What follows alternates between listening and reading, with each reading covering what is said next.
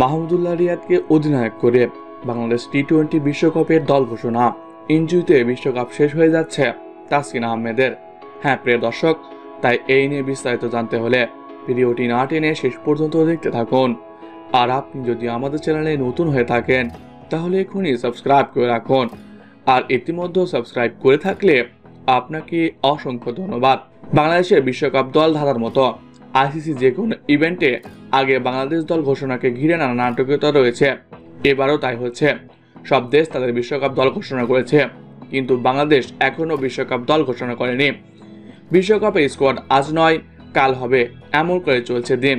বিসিবির প্রধান নির্বাচক বিশ্বকাপ স্কোয়াড গঠন করা শেষ হয়েছে, আগামীকাল ঘোষণা আসবে। সূত্র থেকে জানা যায় কেমন হতে পারে বাংলাদেশের বিশ্বকাপ দল, চলুন দেখে নেওয়া যাক। বাংলাদেশ 13 জনের নাম চূড়ান্ত করলেও দুই ভাগে রয়েছে। প্রথমে আলোচনা করা যাক বিশ্বকাপের টপ অর্ডার।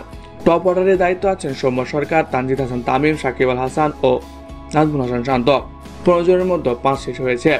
মিডল অর্ডারে থাকবেন মাহমুদুল্লাহ রিয়াদ, জাকির আলী অনেক ও তাওহিদ হৃদয়। সেখানে 7 জন ছিল। স্পিনার হিসেবে আছেন রিশাদ হোসেন, শেখ মাহাদি। পেসারদের মধ্যে মুস্তাফিজ, তাসকিন ও শরীফুলের জায়গা পাখা। ব্যাকআপ ওপেনার হিসেবে লিটন দাসও দলে জায়গা পেতে পারে। তাকে বিশ্বকাপে দলে চায় টিম ম্যানেজমেন্ট। সাইফুদ্দিনকে পছন্দ না কোচের, তবে তানজিদ হাসান সাকিবকে পছন্দ হাথুরু সিংহের। এখন দেখা যাক শেষ পর্যন্ত এদের মধ্যেও কে যায়। বিশ্বকাপে অধিনায়ক থাকছেন না নাজমুল হোসেন শান্ত। এই নিয়ে বিসিবির সভাপতি জানায়, মাহমুদুল্লাহ রিয়াদ আমাদের একজন অত্যন্ত ভালো অধিনায়ক ছিলেন, আমরা তাকে আবারও অধিনায়ক দিতে চাই। মাহমুদুল্লাহ একজন সিনিয়র ব্যাটসম্যান, তার হাতে অধিনায়কত্ব দিয়ে আমরা দলের ভার মুক্ত থাকতে চাই। তো প্রিয় দর্শক, কে কে চান বিশ্বকাপে মাহমুদুল্লাহ রিয়াদ অধিনায়ক হোক, কমেন্ট করে জানিয়ে দিন।